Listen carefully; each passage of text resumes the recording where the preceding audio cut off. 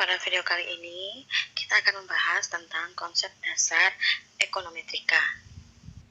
Jadi seperti kita ketahui, riset di bidang ekonomi, keuangan, manajemen, pemasaran, dan disiplin ilmu terkait lainnya itu semakin bersifat kuantitatif. Oleh karena itu, mahasiswa pada semua jurusan, hampir di semua jurusan ekonomi, itu diwajibkan untuk mengambil mata kuliah ekonometrika. Jadi secara sederhana bisa kita artikan bahwa ekonometrika itu merupakan sebuah pengukuran indikator ekonomi. Namun ekonometrika itu bukan hanya sekedar pengukuran secara kuantitatif terhadap konsep-konsep ekonomi seperti PDB atau produk domestik bruto, inflasi, import, ekspor. Namun ekonometrika juga itu bisa memiliki arti yang sangat luas, di mana secara luas ekonometrika dapat didefinisikan sebagai ilmu sosial di mana perangkat teori ekonomi, matematika, dan statistik inferensial diterapkan dalam menganalisis fenomena ekonomi. Jadi ini yang diambil dari dalam buku pengertian, yang dalam buku Gujarati.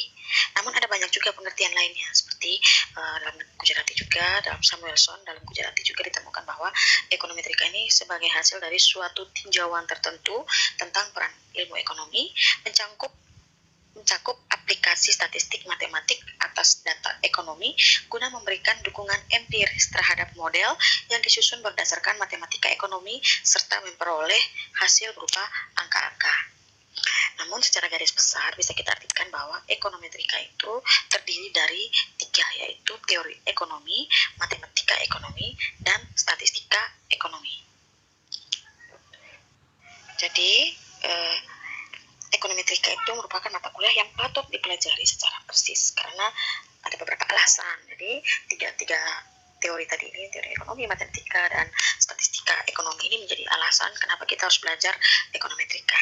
Jadi misalnya dalam teori ekonomi kita akan membuat pernyataan atau hipotesis yang sebagian besar itu bersifat kualitatif. Contohnya teori mikroekonomi itu mengatakan bahwa dengan asumsi hal-hal lain bersifat konstan yang kita kenal dengan istilah ceteris paribus, maka kenaikan harga suatu barang atau jasa diperkirakan akan menurunkan jumlah permintaan atas barang dan jasa tersebut. Jadi teori ekonomi mendalilkan suatu hubungan yang bersifat negatif atau terbalik antara harga dan jumlah permintaan barang yang dikenal dengan istilah kita disebutnya kaidah permintaan dengan kurva yang menurun, atau secara sederhana kita sebut kaidah permintaan. Nah, akan tetapi teori itu sendiri tidak memberikan suatu ukuran dalam angka mengenai kuat lemahnya hubungan di antara kedua variabel tersebut. Jadi dalam hal lain, teori ekonomi tidak menyebutkan berapa banyak permintaan barang atau jasa yang akan naik atau akan turun sebagai akibat dari perubahan tertentu atas harga atau barang dan jasa tersebut. Oleh karena itu, ekonometrika dengan teknik analisis tertentu akan menjawab hal ini dengan memberi informasi angka numeriknya. Nah, kemudian matematika ekonomi ini juga berhubungan erat dengan bagaimana teori ekonomi dinyatakan dalam bentuk persamaan matematika tanpa melakukan verifikasi kebenaran dan dari teori tersebut. Di lain pihak, ekonometrika ingin membuktikan kebenaran teori ekonomi secara empiris. Hal ini juga berlaku untuk statistika ekonomi. Begitu pula, hanya berhubungan dengan pengumpulan, pengolahan, dan penyajian data dalam berbagai bentuk informasi seperti tabel, diagram, grafik, dan lain sebagainya. Tetapi tujuan statistika ekonomi tidak untuk membuktikan teori ekonomi berdasarkan data yang telah dikumpulkan. Data yang diperoleh ini merupakan bahan analisis bagi ekonometrika. Nah, ekonometrika sendiri digolongkan menjadi 2, yaitu ekonometrika teoretik dan ekonometrika terapan. Nah, ekonometrika teoretik ini berkaitan dengan pengembangan metode-metode yang cocok untuk mengukur hubungan-hubungan ekonomi yang ditetapkan dalam model ekonometrika. Sedangkan ekonomi terapan itu membahas mengenai penggunaan atau penerapan metode ekonomi yang telah dikembangkan dalam ekonometrik terapan.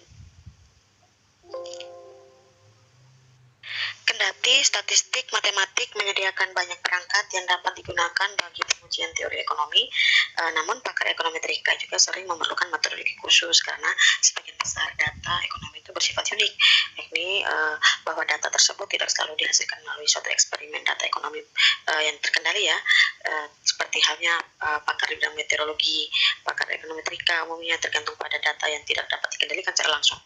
Jadi data tentang konsumsi, pendapatan, investasi, tabungan, harga-harga, itu yang dikumpulkan oleh instansi pemerintah maupun swasta. Pada hakikatnya bukan dihasilkan dari suatu eksperimen. Nah, pakar ekonometrika ini mengambil data ini apa adanya. Hal ini menimbulkan persoalan-persoalan khusus yang biasanya tidak dihadapi dalam statistik matematik. Lagi pula, data semacam itu mungkin mengandung kesalahan pengukuran atau mungkin juga pembulatan, dan pakar ekonometrika mungkin perlu mengembangkan metode analisis khusus guna mengatasi masalah kesalahan pengukuran tersebut. Nah, metodologinya itu untuk metode ekonometrika yang pertama itu kita mulai dari membuat pernyataan teori atau hipotesis. Nah, pada langkah awalnya ini kita mencari teori ekonomi yang cocok dengan topik yang ingin kita pelajari. Dalam teori ekonomi tenaga kerja, jadi ada dua hipotesis yang